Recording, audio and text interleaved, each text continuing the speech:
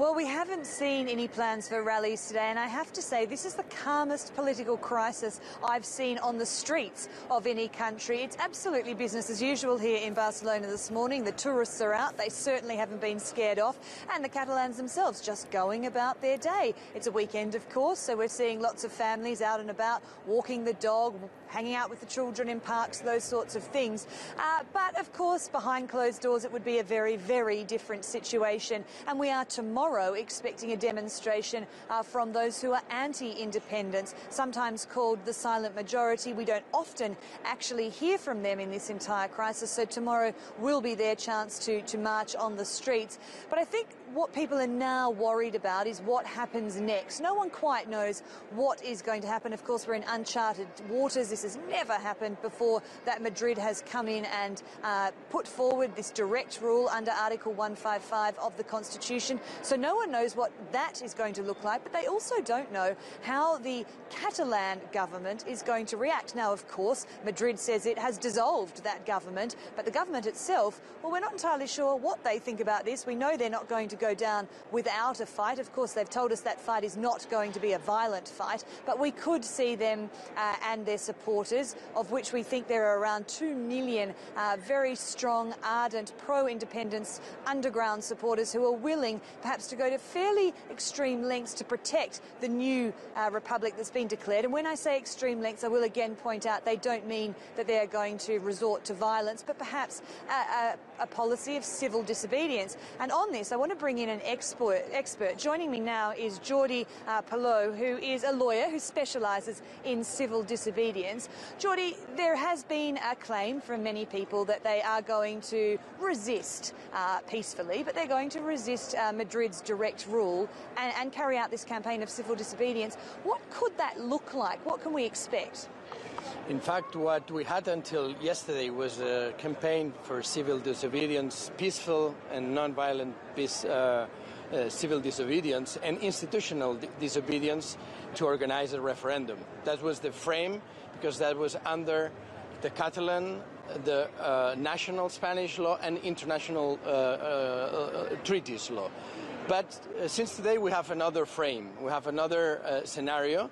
This meaning that there's a positive and sustainable decision, political decision and juridical decision to stand for another law according to international law.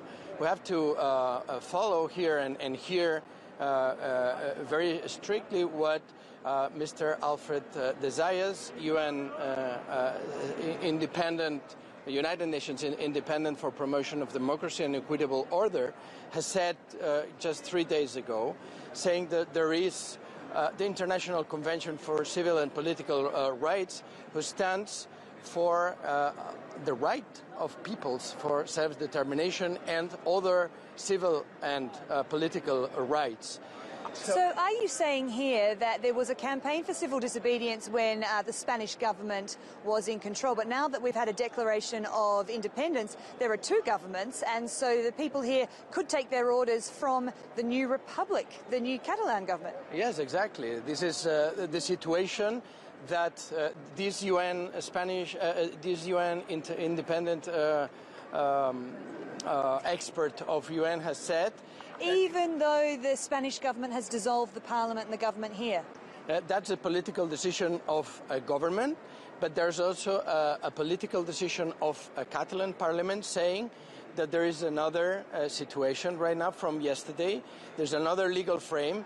So I don't think the president of the government of Catalonia, the government of Catalonia, the 200 high-ranking officials of the government of Catalonia, and many other people will accept this decision to be dissolved, considering there is a concrete decision of the parliament.